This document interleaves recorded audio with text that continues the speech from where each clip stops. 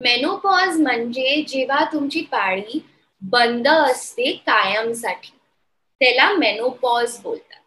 म्हणजे कायमसाठीचा मतलब आहे की एक पूर्ण वर्ष तुमची जेव्हा पाळी नाही येणार, पूर्ण वर्ष, त्याच्यानंतर तुम्हाला मेनोपॉज्ड बोलतात. मेनोपॉजच्या पहिले त्याला आम्ही पेरी मेनोपॉज बोलतो.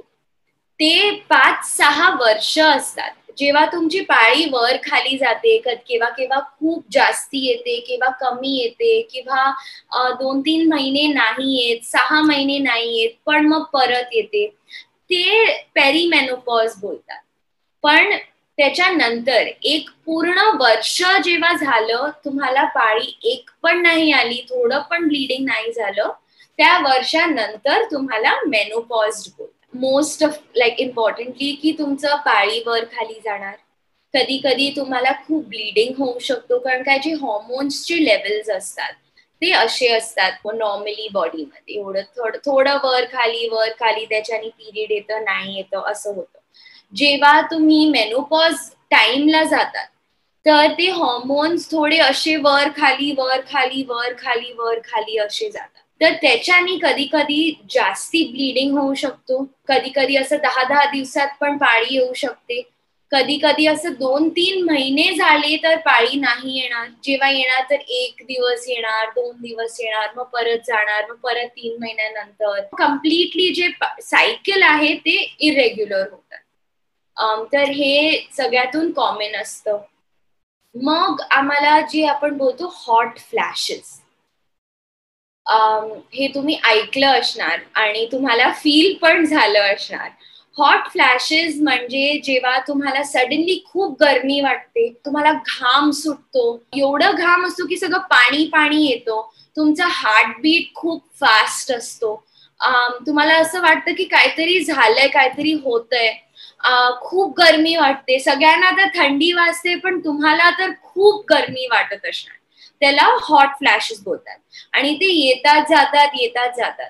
कधी कधी तुम्ही झोपताना पण असं घामातून उठू शकतो. रात्री सडनली एवढं घाम सुटतो की तुम्हाला उठायला होतं. त्याला नाईट स्वेट्स बोलतात. तर हे दोन्ही असतात जे मेनोपॉजचे साईन्स असतात. कधी कधी हे खूप सिव्हिअर होतात आणि त्याच्यासाठी आम्हाला गोळ्या देऊ लागू शकतात, सगळं हे करू शकतात. तर ते 2 आहे.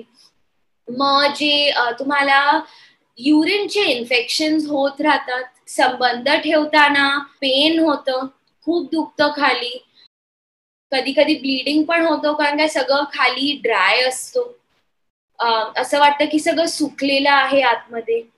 तुम्हाला इचिंग होऊ शकते आत त्या एरियामध्ये. ते खूप इम्पॉर्टंट आहे. आणि इचिंग करून मग कधी कधी फंगल इन्फेक्शन होतात, असं काही त्रास होतो. कधी कधी जे बोन्सचे प्रॉब्लेम्स असतात, ऑस्टिओपरोसिस बोलतात, म्हणजे तुमचे जे हाड आहे ना ते त्याच्यानी फ्रॅक्चर्स होऊ शकतात. तुम्हाला जॉईंट पेन म्हणजे गुडघ्यात दुखायचं होऊ शकतं.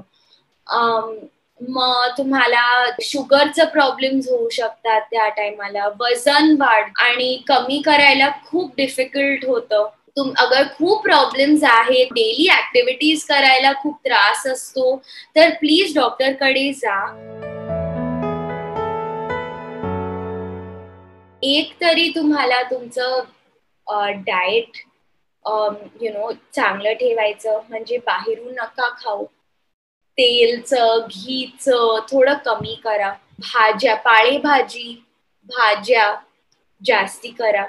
पाणी जास्ती प्या. असं काही पण तुम्हाला त्रास होत, हॉट फ्लॅशेस जे आपण बोलतो, जेव्हा तो घाम सुटतो, श्वास घ्यायला त्रास होतो, गरमी खूप वाटते, तर एक तरी जेव्हा असं वाटतं तर फॅनच्या खाली बसा किंवा एसी लावून ठेवा. बाहेर तुम्ही असला, खूपच दुपारी बाहेर नका जाऊ उन्हात खूप, कारण काय मग ते जास्ती होणार आणि तुम्हाला मग तुमचं खूप त्रास असणार. त्याच्यानंतर पाणी सगळ्यातून इम्पॉर्टंट असतो की पाणी प्यायचं. कमीत कमी 2 लिटर रोज पाणी प्यायचंच पाहिजे. आणि ह्या टायमाला अजून जास्ती, तर 2 to 2.5 लिटर्स तर खूपच इम्पॉर्टंट असतो. तुम्हाला डेली एक्सरसाइज करायलाच पाहिजे. तुम्हाला जिम जॉईन करायचंय, योगा करायचंय, खाली वॉक करायचं आहे, तुम्हाला झुंबा करायचा आहे, पण खूप इम्पॉर्टंट आहे की तुम्ही एक्सरसाइज करणार. जेव्हा तुम्हाला हे युरिनचे इन्फेक्शन असं वाटलं की काहीतरी जळतं आहे, लघवीत काय प्रॉब्लेम असतात, तर प्लीज डॉक्टरांना दाखवा. कारण का हे जे लघवीचे इन्फेक्शन असतात ना, अगर तुम्ही काही केलं नाही तर कधी कधी किडनी पर्यंत पण पोहोचतात बेसिकली. आणि तुमचं जे चेक्स आहे, तुम्ही पॅप्समियर्स जे तुम्हाला करायचे असतात ते 3-3 वर्षात करतात. मॅमोग्रॅम्स आम्ही करतो 2-2 वर्षात. ते सगळे इम्पॉर्टंट असतात. ते सगळ्यातून मोस्ट कॉमन आहे, तरच मी ते बोलते. लूज कॉटनचे कपडे घाला. चड्डी पण घालताय तर प्लीज घाला आणि कॉटनचं घाला. फॅन खाली बसा. बाहेरून आले तर थोडं बसा, थोडं पाणी प्या. बाहेर जाताना पण एक पाणीचं बॉटल घेऊन जा. तुम्ही मध्ये मध्ये पिऊ शकतात. हे तुम्हाला खूप इम्पॉर्टंट आहे. तुमचं डाएट, तुमचं एक्सरसाइज जे आपण बोललो आहे ते खूप इम्पॉर्टंट आहे. ते प्लीज फॉलो करा रोज काहीतरी. आणि असं नाही की मी घराचं काम करते तर झालं एक्सरसाइज, की मी बस स्टॉप पर्यंत चालून येते तर झालं एक्सरसाइज. ते नाही.